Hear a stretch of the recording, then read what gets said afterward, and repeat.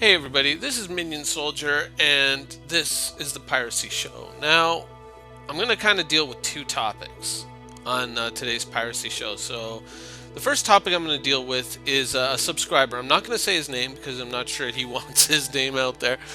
Was telling me about his plan for the Star Citizen universe. Send me a message and was asking me kind of what I thought of it and what he was doing and how he was resolving his problems. And this is kind of one of the things that I always I always like to see, I always like to hear about is, when people talk about, how, their perspective on the Star Citizen universe and what they're planning to kind of, to make their way with the ships that they can buy and with the things that they want to do in the Star Citizen universe. And the player in question, he had for himself, I believe it was 4 Hornet Ghosts. His basically his personal fighter fleet that he was going to fly around in, and that he had also bought himself a Starfarer as a tender for those ships, basically to, I guess, hang back and supply refuel to those ghosts so that he could kind of move around the Star Citizen universe.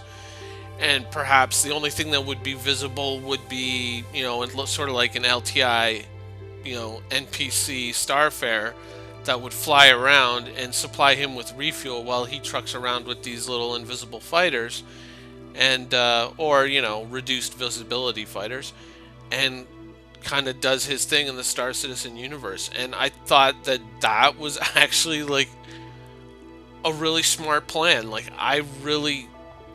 It's someone who really just kind of covered all the bases, because if you think about it, with the Starfarer, not only with the fuel capacity but also with the cargo capacity, you could carry ammunition, weapons, spare parts, whatever conceivably you would need.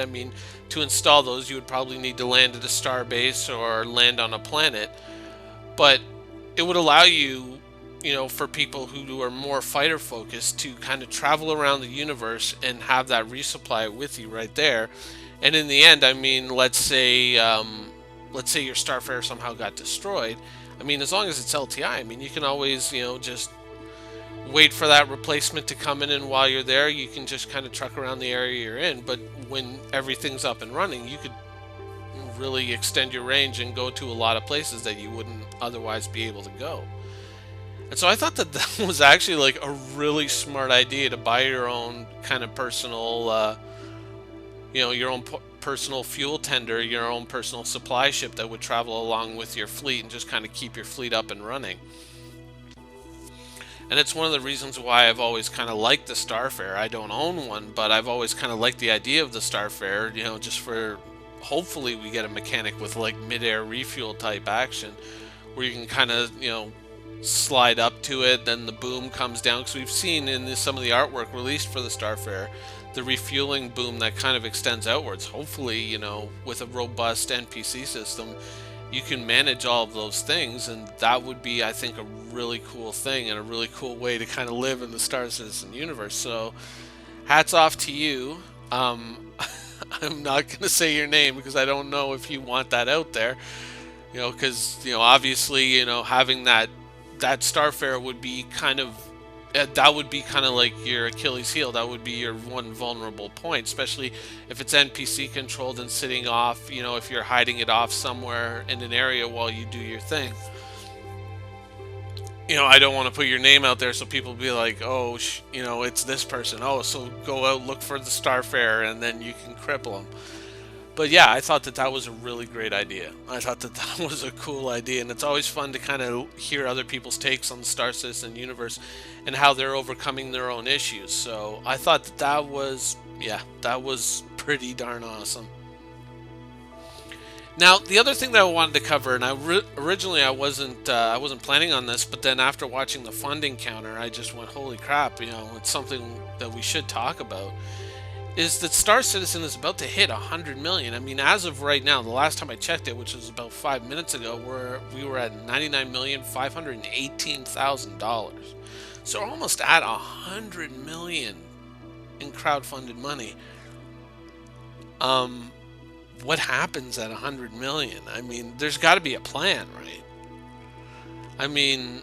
there's got to be some kind of, once we hit 100 million, there's going to be, some kind of special stretch goal or some kind of special event that's going to occur, maybe not right away, but something, for say once we're in the PU or whatnot, that they're going to be like, okay, 100 million, boom, here's something. And what I've been thinking is, because recently in A Tent for the Chairman, Chris Roberts was hinting that they, when you transition from a planet down into the, down to, or from a space rather, down into a planet's atmosphere, flying down into the planet, that they might be able to do something more in that area, that it wouldn't simply be sort of like a loading transition where you just kind of go through a pre-formatted animation while, the new zone loads, but that it would actually be possible to kind of transition all the way down to the city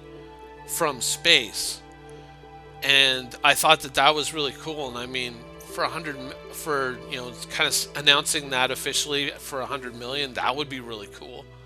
I mean, the ability to control your ship all the way down into an atmosphere would be amazing. Even just atmospheric flight itself, I mean, the potential there would be kind of crazy. But I mean, I guess you would have to procedurally generate so many planets and whatnot, and I mean, you would still have to go in and kind of hand edit some of the worlds, because you couldn't really just have sort of like this low res planet, and then when you get to the city, all of a sudden everything becomes high res and very detailed, whereas everywhere else kind of looks, kind of just, it's rolling hills that stop at the ocean.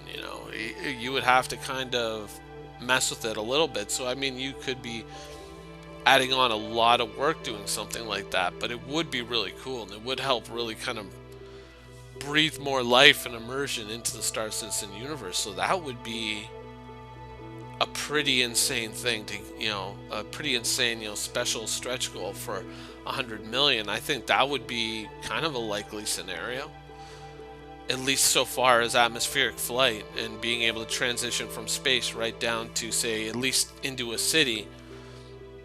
That would be a really cool idea, something really cool to have. I guess another idea for what it could be at 100 million could be, possibly saying, you know what, we've hit 100 million, everybody into the pool, 2.0 for everyone. That would be really cool if they already had kind of more or less 2.0 sort of ready for everyone, and they just said, you know what, everybody jump in. Let's break it. Let's make it work. Let's figure it out together. Everybody in. Everybody gets to play with 2.0. That would be kind of cool. I think a little bit kind of a lower end goal. Not exactly, something that I think would really be deserving of such a momentous achievement of $100 million in crowdfunded money. I mean, $100 million is enough to, what was it, like 74 million or something like that to send a probe to Mars for India? Wasn't that, like, I think that was the total cost of the mission or something like that?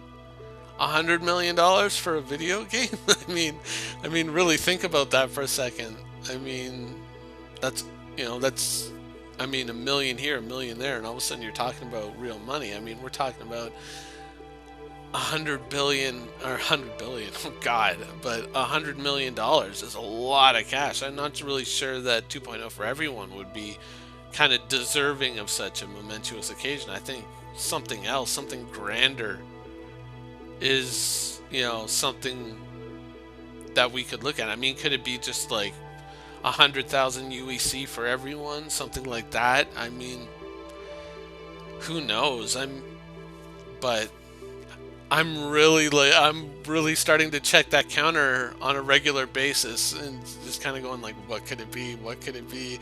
I mean, I doubt it's just going to be a letter from the chairman and a tip of the hat. I think it's going to be something big, but and now I'm like a little kid waiting for Christmas morning to come around, just wanting to see what's going to happen, or if anything's going to happen. Obviously something's going to happen, but what?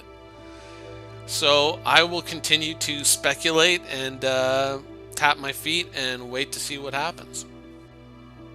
hopefully in the next few days we're gonna find out, and yeah, can't wait. Anyways, I hope you guys enjoyed the video, and thanks for watching.